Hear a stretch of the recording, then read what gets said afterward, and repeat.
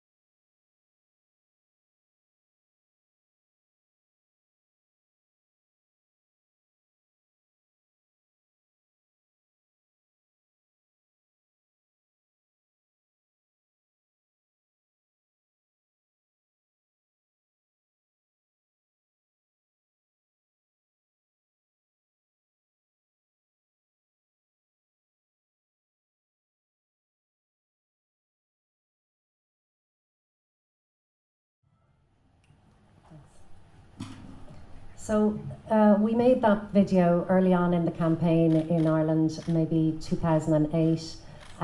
Little did we know that fast forward 8 years later, and we would actually have to go door to door, knocking on people's doors, asking them, could we get married?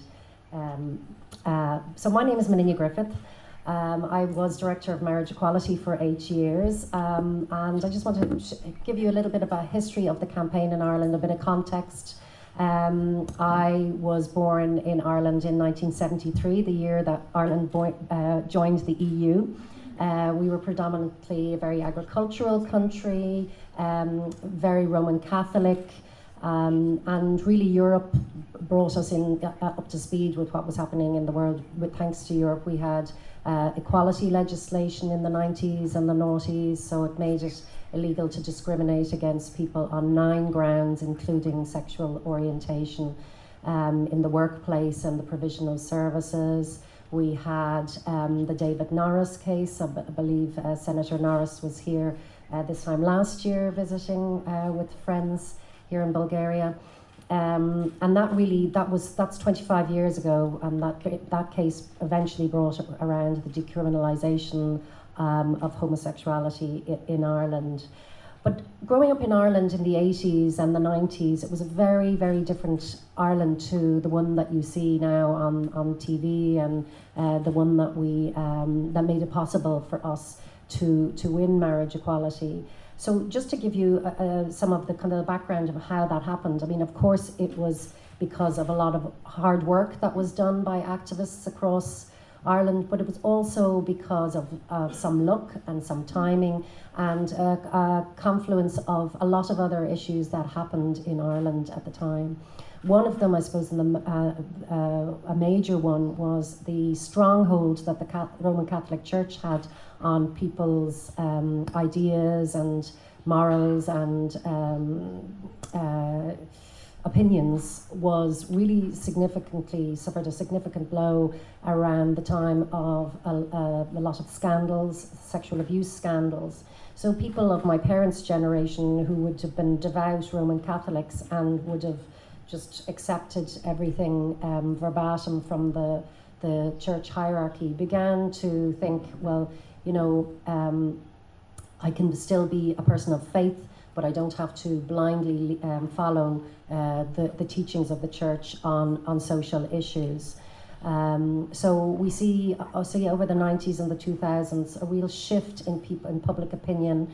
Another issue that had a major influence on that is in the 90s, a lot of people of my generation would have moved abroad for work. So very few of us were lucky enough to stay in Ireland and get work after we graduated. So it meant that a lot of Irish people lived abroad, worked in the United States, in the UK, in Europe, and further afield, and saw what life was like, what life was possibly like outside a country that had in the past been very very monocultural, very white, very Catholic, conservative, very traditional. And when the economy started to pick up, a lot of those people came back to Ireland. We had a return of the Irish diaspora, and that plus TV and the internet really opened up Irish people's opinions and how we saw ourselves, as well as what we thought about each other and how we felt about each other. And you know, it was as recent as 1996 that divorce was introduced in Ireland. So this is just to give you a kind of a bit of a context, and I think that there's quite a lot of similarities in the Irish and the Bulgarian context. Fast forward then to 2006, and Dr. Anne-Louise Gilligan and her partner, her wife, Dr. Catherine Zappone, who's now a Minister for Children and Youth Affairs in Ireland, they got married in Canada, and they took a case in the Irish courts to have that marriage recognised in Ireland. And although they weren't successful in their case in Ireland, what they did do is create a visibility. There was this lovely middle class lesbian couple. They kind of defied all the myths and the stereotypes that people had about what being gay is. And they spoke about love. They spoke about deep commitment. They had at that stage been together already 25 years. And they really did open up a lot of people, including myself, to this push for equality through marriage. So really all along, and a lot of us gathered together as activists around Catherine and Anne-Louise to push for marriage equality. It wasn't that a lot of us were really that obsessed with the marriage being any holy grail or anything like that, but we saw it as a marker of equality, and keeping LGBT people out of that club meant that our relationships and we as individuals, we as human beings, would never be seen as equal, and then therefore not have the same rights and protections as anyone else. So that really started the marriage equality case, or the marriage equality campaign in Ireland. We got together, we worked with, brought over some colleagues from Spain and the US, where they had worked on marriage equality and been successful, really learned from them and devised our own strategy. So the legal strategy was still very central to our campaign all along. We also brought lawyers in to do some analysis on the difference between civil partnership and civil marriage throughout the campaign. We found over 160 differences in the Irish context. And we also had a communication strategy that was about raising visibility, so videos like the one that you've seen here from our colleagues in Bulgaria, really getting people used to seeing how ordinary and how unremarkable same-sex couples are. We fight about whose turn it is to stack the dishwasher, all that kind of stuff. We also did a lot of research, so polling to see where people's opinion, how supportive people were. Also did some focus groups to really drill down into what people's difficulties were, what their fears were around it, so that we could address those fears with solid evidence. We had to do a lot of work inside the LGBT community, as well as the general public, and as well with our politicians, because at the time quite a number of people within our own community were like, oh look, don't rock the boat, you know, slowly we can do this, let's just get civil partnership and done first, and then we'll think about civil marriage. But we felt very strongly that it was all or nothing, that we had to go for the full equality, And that's where our campaign aimed for. We also then worked on a lot of publications and research, poster campaigns around on the buses in Dublin and billboards. Again, just lovely images of same-sex couples. And sometimes there was negative feedback, but more often than not, people just phoned in or emailed in to say how nice it was to see pictures and couples around the city. We also did a lot of media, TV, radio, and print. Again, sharing stories of why marriage mattered, so that it wasn't in an abstract concept, that this was about real people's lives, real people in your community. So we concentrated heavily on local media, which is very important in Ireland. Most communities have a local radio, so it's very important to have people from that community. Even in a small country like Ireland, 5 miles down the road there's a different accent. So, excuse me, it was always very important for us to have people with that sounded like people in their own community talking about why marriage equality mattered. We worked a lot with politicians as well, having meetings with them, briefing them.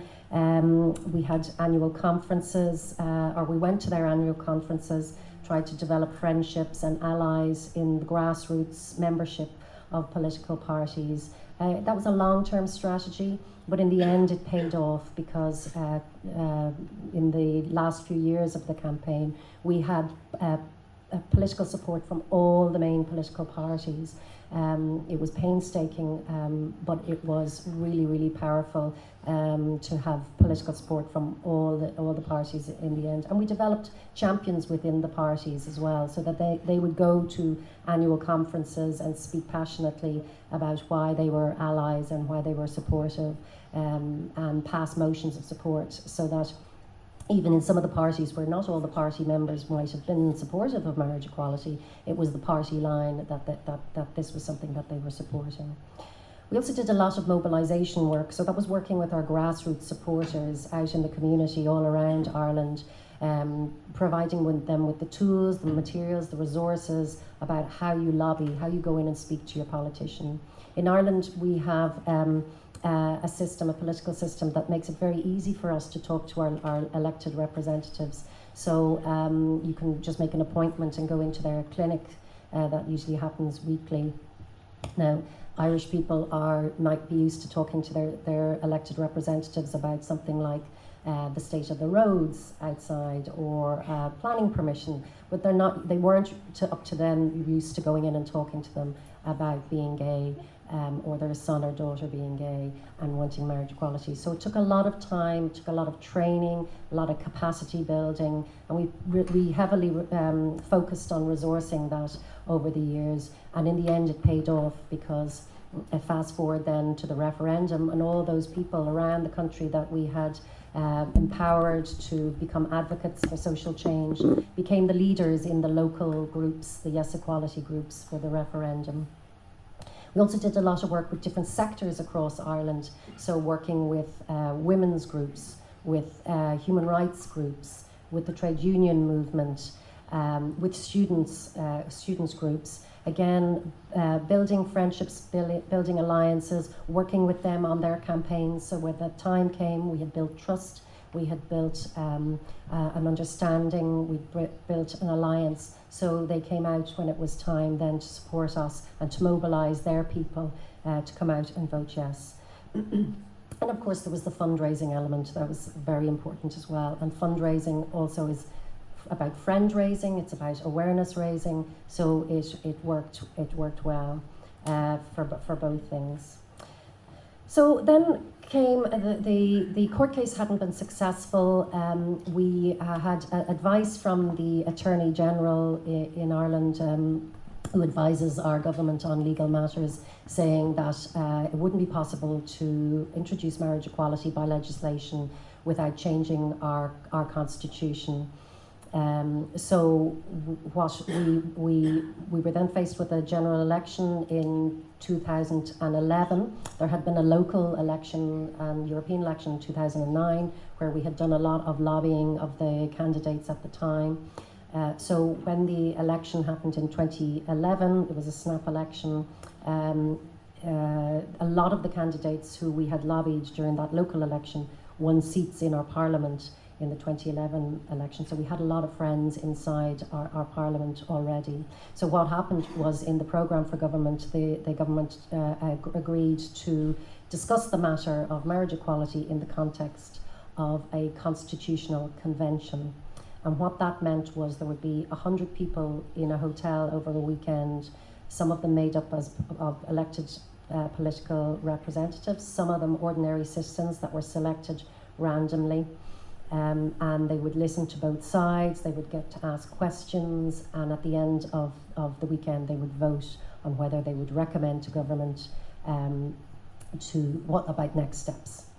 So it was an amazing weekend, very emotional, and really we on the yes side had half an hour.